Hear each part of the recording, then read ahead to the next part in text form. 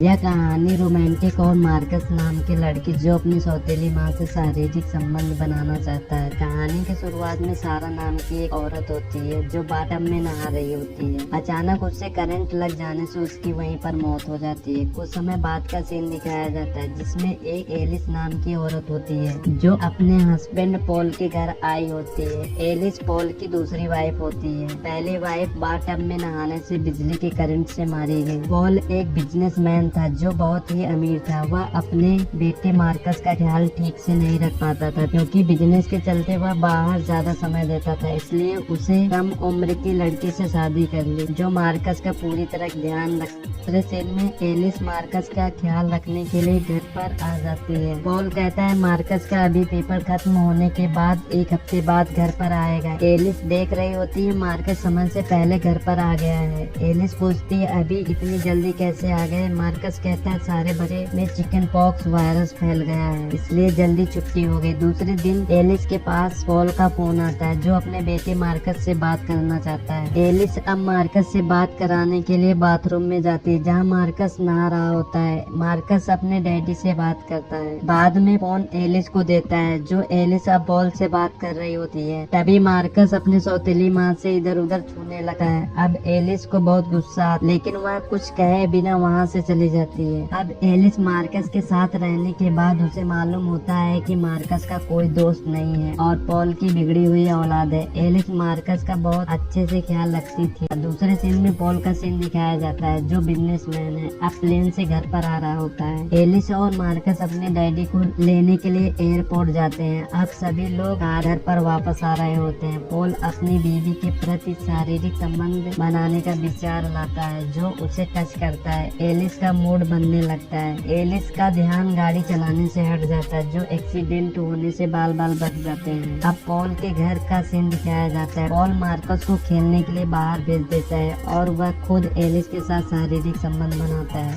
दूसरे सीन में मार्कस के रूम में एलिस जाकर पैसे ढूंढती है लेकिन उसे कुछ भी नहीं मिलता। सिर्फ उसे वहाँ पर एक फटा हुआ लेटर मिलता है जो अपने पास रखी है। पॉल और मार्क दोनों स्विमिंग कर रहे होते हैं। मार्कस कहता है एलिस हमारा ख्याल बिल्कुल भी नहीं रखे। पॉल मार्कस के बात पर जरा भी ध्यान नहीं देता है लेकिन एलिस इस बात को नजरअंदाज कर देती है। एलिस मार्कस के बारे में और जानकारी लेने के लिए उसके स्कूल जाती है। एलिस प्रिंसिपल से बात करती है जहां उसे पता चलता है मार्कस की कोई छुट्टी नहीं चल रही है बल्कि उसे कुछ दिन पहले स्कूल से निकाल दिया गया है। एलिस कहती है उसके कमरे से एक फटा हुआ लेटर मिला था। प्रिंसिपल कहता है मार्कस का व्यवहार गंदा था और वह लड़कियों और औरतों के प्रति गलत विचार लाता था इसलिए उसे स्कूल से निकाल दिया गया। एलिस और पॉल का सीन किसी पार्टी क्लब का दिखाया जाता है जो एलिस की मुलाकात एक सोफी नाम की औरत से होती है जो वह बताती है सारा मेरी सबसे अच्छी दोस्त है। वह बाथटब में डूबने से मौत हो गई। अब एलिस को शक होता है कि शायद मार्कस ने सारा को मारा होगा। वह पॉल से बात करने की कोशिश करती है। पॉल उल्टा ही एलिस को डांटता है, कहता है मार्कस 12 साल की उम्र में यह कैसे कर सका है। दूसरे सीन में एलिस मार्कस से पूछता है सारा की मौत कैसे हुई। मार्कस कहता है दरअसल सारा को हार्ट अटैक आने से उसकी मौत हो गई।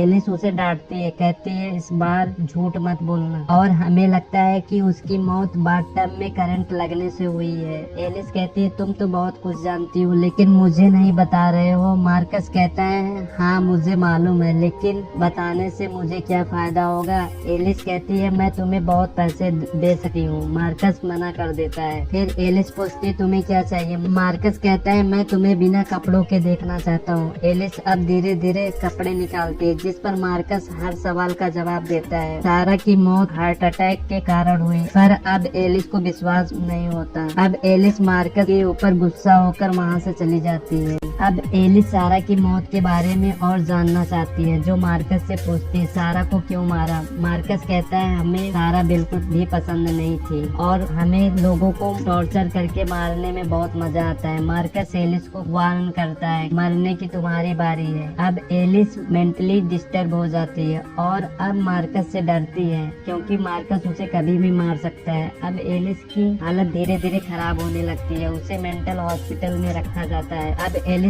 ठीक होकर घर पर आती है। दूसरे सीन में पॉल और एलिस पार्क में घूम रहे होते हैं। पॉल कहता है अब हम फैमिली शुरुआत करना चाहते हैं जिसमें हम सभी लोग साथ रहेंगे। अब मार्कस वहाँ आ जाता है जो एलिस को अकेले में ले जाना चाहता है और सारा की मौत के बारे में बताता है और कहता है मैं तुम्हें कभी नहीं मारूंगा क्योंकि मैं तुम्हें पसंद करता हूँ। और एलिस भी कहती है मैं भी तुम्हें पसंद करती हूँ। दोनों अब किस करने लगते हैं। दूसरे सीन में एलिस मार्कस के डॉग गाय को एक गाड़ी के सामने फेंक देती है जो मार्कस उसे लेने जाता है। आ रही गाड़ी उसे जोरदार टक्कर देती है। मार्कस की वहीं पर मौत हो जाती है। अब एलिस मार्कस को मरा हुआ देखकर बहुत खुश होती है क्योंकि उससे अब कोई डर नहीं था। यहीं पर मूवी समाप्त हो जाती है।